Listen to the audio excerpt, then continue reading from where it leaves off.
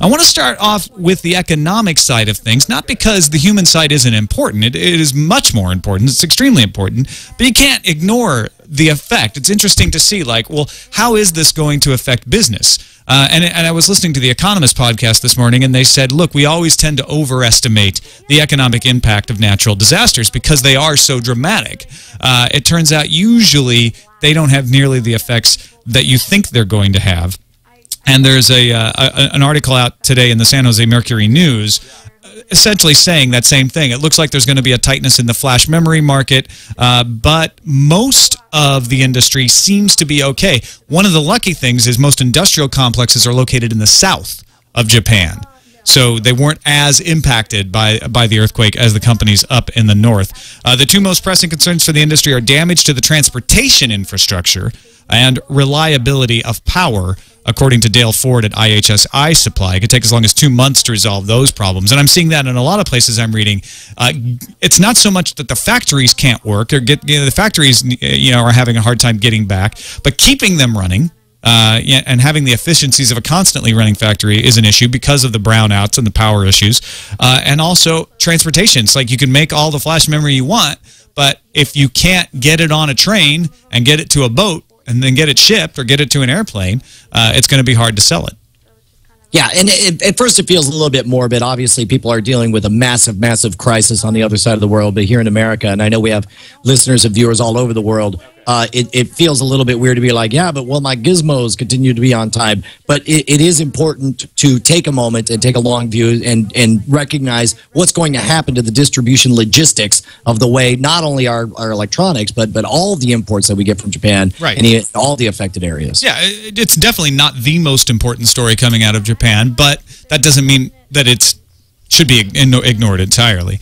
Some other really good stories coming out of Japan. Engadget reports today that AT&T, Sprint, Verizon, Dish Networks, Comcast, and Cox Communications have all announced plans under which free calls can be made to Japan, and as well as free text messages in a lot of cases between now and March 31st. So, for all the vitriol we were spewing at some of these companies earlier today, this is a good move, and I applaud them for it.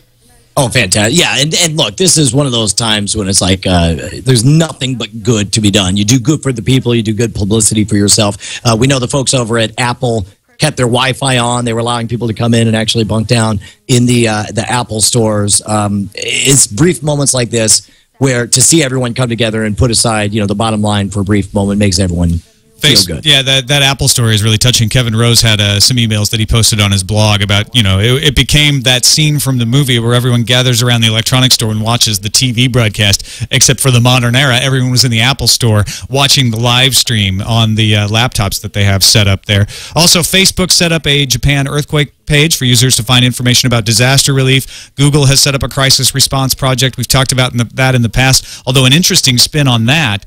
Google is now encouraging people to take photos of the posters with people's names with their cell phones and send them to an address tohoku.anpi.google@Picasa Web. And once sent, the photo will be automatically uploaded to the Picasa Web album where people can view this and keep track of each other. NTT Docomo, Japan's largest wireless carrier, has set up a database where you can enter the cell phone number of a person to confirm his or her safety. Just a lot of coming together of businesses large and small in this effort to try to help people out. Now, this is interesting. In the chat room, Stephen M. just tweeted or sent over to us that Verizon's offering free access to TV Japan through their Fios TV service. So and I think it's fascinating. Yeah, that's great.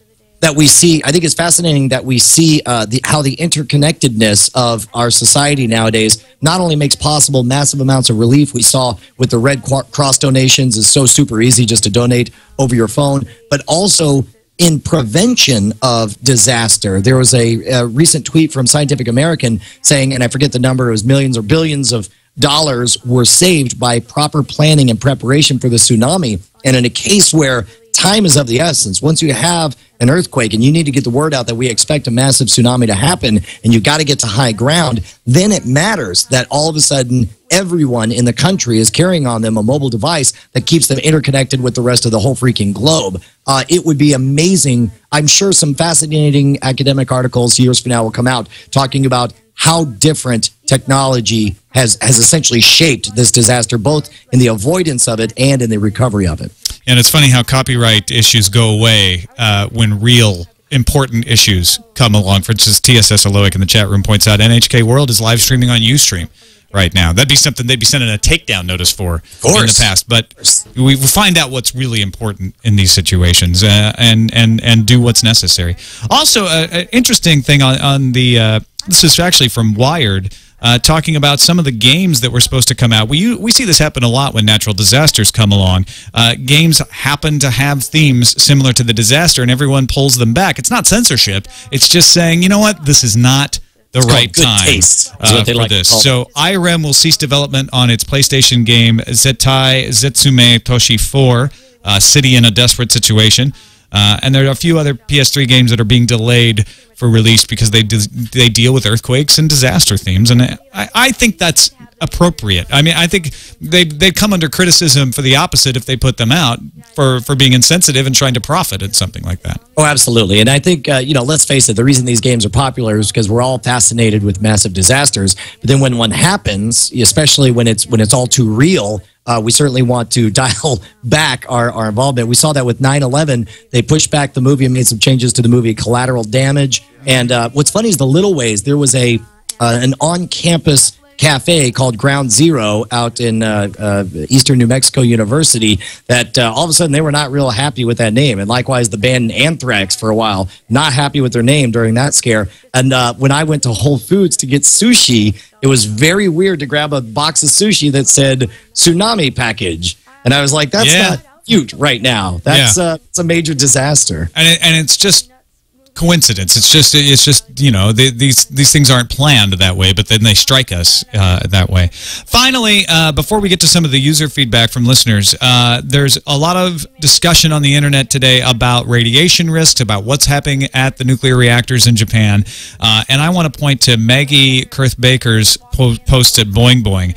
She says she's in the process of putting together a longer post that will add some context to the concept of radiation, but she did actually, she's like, the nuclear scientists are a little busy right now. They're not responding to my emails because I'm not a priority. But she actually did get some good information from Dr. Catherine Higley, head of Oregon State University's Department of Nuclear Engineering and Radiation Health Physics, and says that information keeps changing from the Fukushima power plant as the situation changes, but one plant worker received a 10 REM dose. That's twice the annual occupational dose, twice what regulators have deemed safe for someone who works in a nuclear power plant. Now, the interesting thing about this, you may think, wow, twice the dose, that's horrible. But that risk translates into a 1% increase into having some sort of cancer or some sort of health risk related to that radiation. So twice the radiation does not mean twice the risk. Obviously, it raises your risk, but 1%, actually 0.5 to 1%, is a lot different. So I like, Boing Boing is doing a great job, by the way, of covering this and trying to bust through the FUD and say, this is real. This is the PR that you're getting. This is what seems to be really happening on all sides of the issue, not just like, busting the FUD of the power plant, trying to contain the information about what's really happening, but also trying to bust through, people overreacting to the radiation issue. Radiation is a bad thing. I mean, I'm not saying it's okay, but you need to have some accurate sensibility about how bad it is in order to accurately estimate how bad the problem is.